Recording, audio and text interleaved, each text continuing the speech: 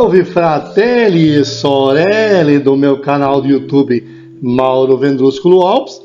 Eu hoje estou fazendo o capítulo 14º da saga de Immigrati Italiani della Italia al Brasile.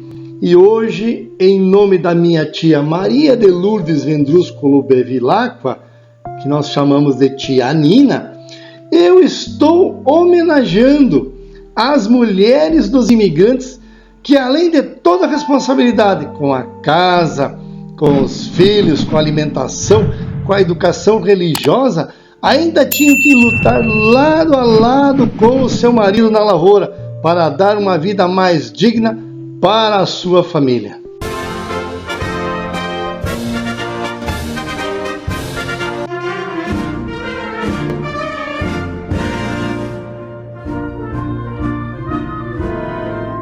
As moças trabalhavam como os rapazes. Elas iam dentro das carroças puxadas a bois e às vezes havia uma geada branca, um gelo por aquelas escadas. A carroça vinha cheia de abóboras no final do dia e milho que foram colhidos. De manhã o pai chamava umas 2 horas antes de clarear o dia, porque as mulheres tratavam os bois, os porcos, as galinhas e outros animais antes de irem para a roça. Claro que além de tirarem leite das vacas, preparavam os lanches e se levantassem quando clareava o dia, ficava muito tarde para pegar no batente junto às plantações na roça. De noite era pior, porque era frio e era escuro. Quando tinham filhos pequenos, recém-nascidos, as mulheres casadas levavam os pequeninos e deixavam deitados em uma cesta de vime embaixo de uma árvore com sombra, pois enquanto trabalhavam podiam olhar o bebê. Elas iam descamisar o milho para dar para os porcos, trabalhavam nas quintas com o carretão e nas costas carregavam os cestões, depois colocavam nos cavalos para levar para casa. As abóboras elas jogavam o rio abaixo para não levá-las para casa, pois pesavam demais, sem o pai ficar sabendo, é claro. Elas carregavam xaxins para as parreiras e os palanques para as cercas. Palanque era pesado de cerca. As mulheres tomavam pouco vinho. Pela manhã somente os homens tomavam vinho. Ao meio-dia e à noite elas tomavam um cálicezinho de vinho, um bicchierino de vinho. Mas cachaça não. Cachaça só os homens tomavam. Quando pequena, a senhora brincava de quê? Quando éramos ainda pequenos, eu não me lembro, disse a dona Rosina Batistel Estela. E quando crescemos um pouco, pegamos a enxada e começamos a ir para a roça. Brincar de quê? Não tínhamos tempo para brincar. Na roça, elas iam de vestido, um casaco e tamancos quando era inverno, e no verão eles iam de chinelos e um bom chapéu de tranças na cabeça. Elas procuravam se cobrir muito bem naqueles tempos, para ficarem branquinhas, branquelas, porque as que ficavam morenas estava na cara que estas iam trabalhar na roça, e elas tinham vergonha de admitir isso perante a sociedade. Quando iam na capela, escondiam as mãos para trás porque tinham as mãos calejadas de trabalho com vinho e com bois na roça. Elas lavavam as mãos, mas nunca ficavam limpas, nunca ficavam bonitas. Então elas iam com as mãos entrelaçadas para não mostrar que eram mãos encardidas. Mas os rapazes não gostavam de moças com mãos bonitas e diziam: esta não vale nada, olha as mãos que ela tem, mão muito lisinha, daí não valia nada. Como as mulheres tinham que parir tantos filhos quanto Deus mandasse, muitas delas morriam nos partos, que eram feitos em casa, com parteiras ou até mesmo sozinhas. Muitas crianças também morriam nos partos por falta de assistência de um médico. A minha avó Rosa Sari Vendrúsculo, ela teve 14 filhos e ela perdeu 2 filhos. A Catarina Bolzan tinha um problema. Ela abortava todos os bebês masculinos. Somente as meninas vingavam. Teve 3 abortos de bebês homens. Haviam os bailezinhos depois do terço, quando as moças eram solteiras e já um pouco crescidinhas, porque o pai não deixava elas dançarem. Nessas reuniões só pagava quem dançava. E aprendiam a dançar entre elas, entre as meninas, na casa, até porque no dia do casamento teriam que dançar uma valsa, uma dança com o noivo, com o marido. Elas dançavam mazurca, a polca. Elas diziam que a polca é fácil de dançar, sempre dança da mesma maneira. É bem fácil dançar a polca. Valsas, vaneiras, xotes. Quando as mulheres iam se casar, recebiam um dote da família que não era muita coisa, mas a máquina de costura, esta não podia faltar. Era um pequeno enxoval e uma vaca, um cavalo e alguma coisinha a mais. Quem tinha a obrigação de ensinar o catecismo aos filhos era a esposa. Eu os encaminhava para fazer a primeira comunhão, confeccionava um vestido bem lindo para as filhas e as levava para fazerem o exame com o padre Antônio Dallagnol. Para poder namorar, tinha que saber o catecismo, pois precisavam entender e saber dos pecados para poderem evitar e não desonrarem as suas famílias. Tinha uma senhora que contratou uns carpinteiros para arrumar o telhado da sua casa. Ela dava almoço para os trabalhadores e eles se espantavam com a limpeza dos talheres de ferro que ela colocava na mesa. Eles não enferrujavam como os das outras casas. Disse o seu Aurélio, que era o chefe do grupo: lá nós comemos com gosto, pois tudo estava bem limpinho. Quando estavam cobrindo a cozinha, eles perceberam que ela esfregava os talheres na parte de baixo. Estavam trabalhando em cima, no telhado, e ela estava embaixo, fazendo limpeza na cozinha. Eles viram que ela em seguida colocou todos os talheres, garfos, facas, colher, no chão, assim, colocou um do lado do outro e urinou sobre eles. E depois enxagou-os e tudo pronto, guardadinhos, limpos. Este fato é verdadeiro, pois mais pessoas comentaram este fato da senhora napolitana, que eu não vou dizer o nome, nem o sobrenome, porque a família pode não gostar. A senhora foi à escola quando pequena, nona? Não deixavam as mulheres irem. Nelda foi até os 7 ou 8 anos, mas não chegou a completar nenhum caderno, nem um livro, pois ia na escola somente quando chovia, porque fazia falta nos trabalhos de casa, cuidar das crianças menores, etc. Ela começou a trabalhar com 7 anos e a lavrar com 11, e se casou com 19 anos de idade. Já casou tarde, viu? 19 anos de idade naquela época era tarde, já estava quase virando solteirona. Faziam tranças à noite, as dressas, estudavam o catecismo e as orações. Quando iam no terço na igreja, voltavam logo para casa fazer as suas tarefas de mulher. Mas os homens sim, esses se divertiam com os jogos típicos da época e não haviam jogos para as mulheres. Os vestidos das mulheres eram longos, largos, tinham os de seda e estes eram mais finos. Normalmente usava-se 3 vestidões.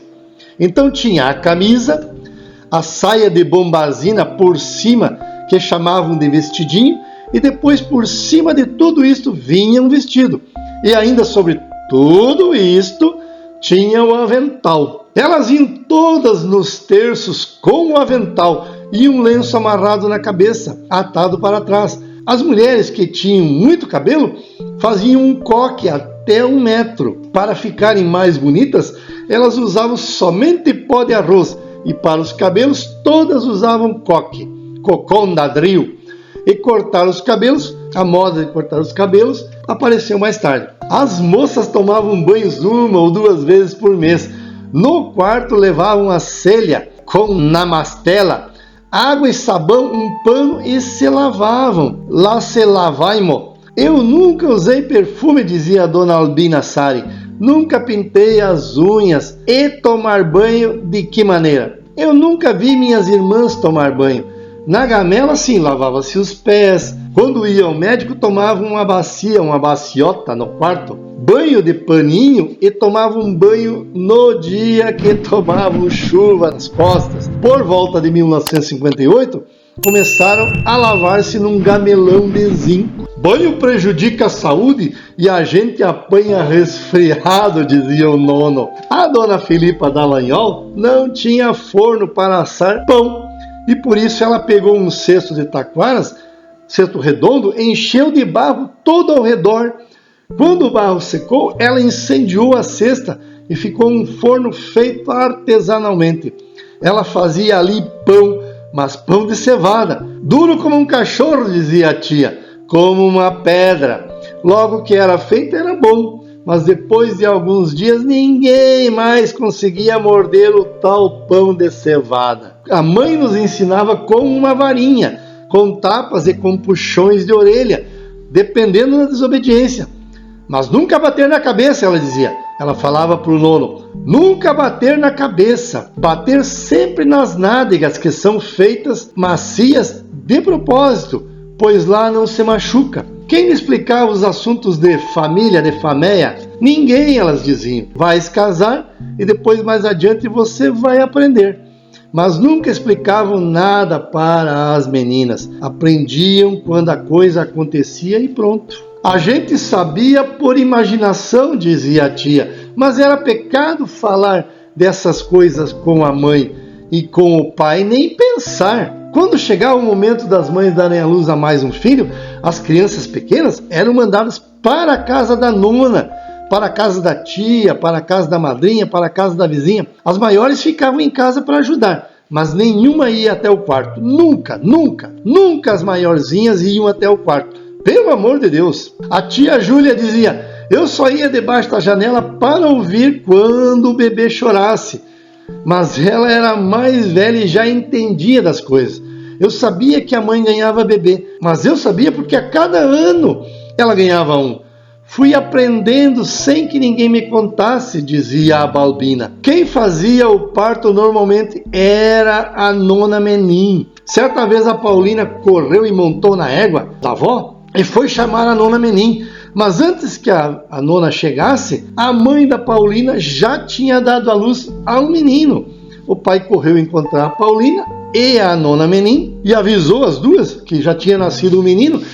A dona Menin retornou para casa, voltou sem ao menos ir lá olhar a coitada que tinha parido sozinha. Estava se virando sozinha e seja o que Deus quiser. Quando estavam grávidas, elas trabalhavam até o último dia. Imagina, quando eu ganhei o pequeno, rocei 3 alqueires de mato enquanto grávida, ela dizia, e derrubei árvores.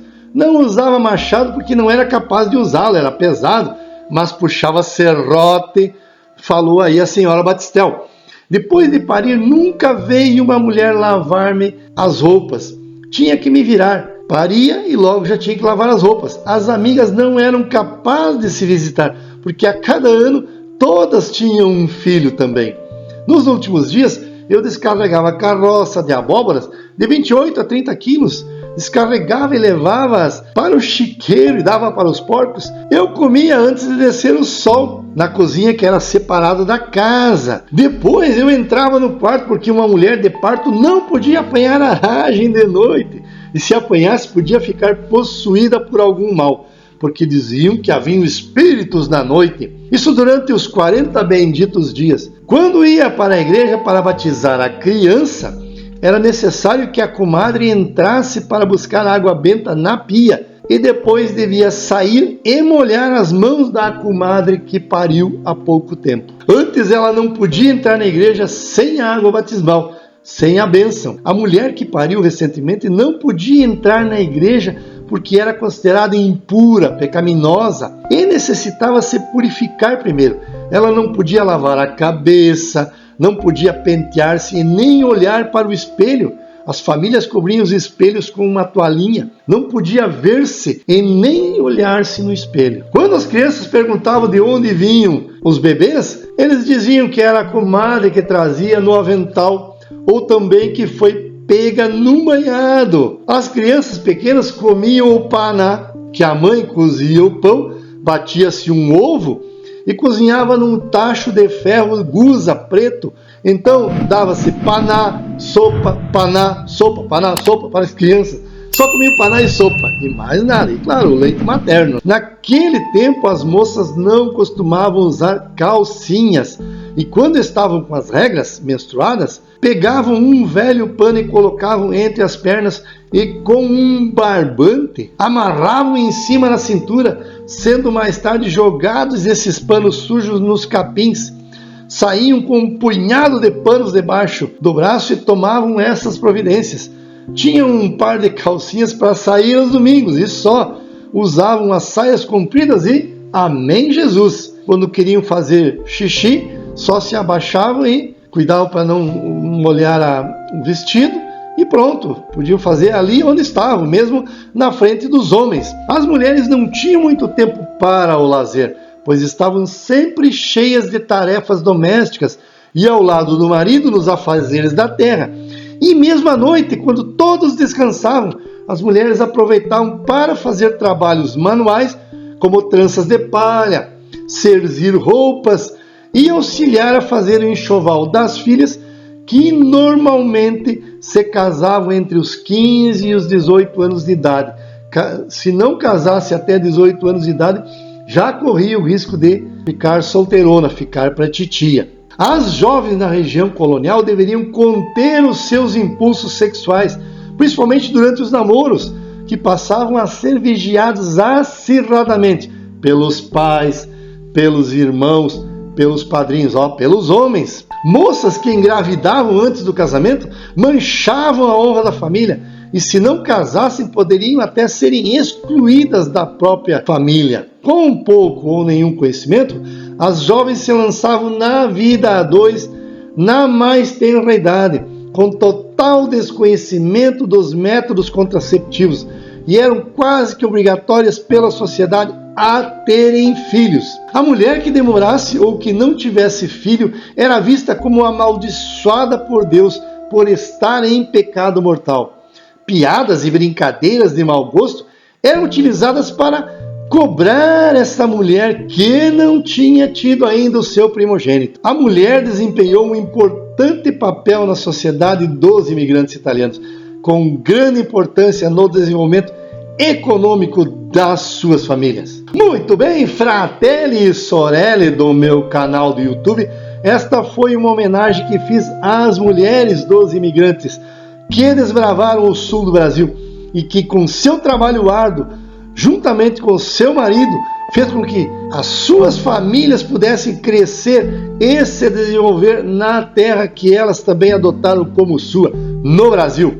Se inscreva no meu canal do YouTube, ative o sininho, dá o seu joinha e comente aí nos comentários abaixo se você concorda com esta homenagem.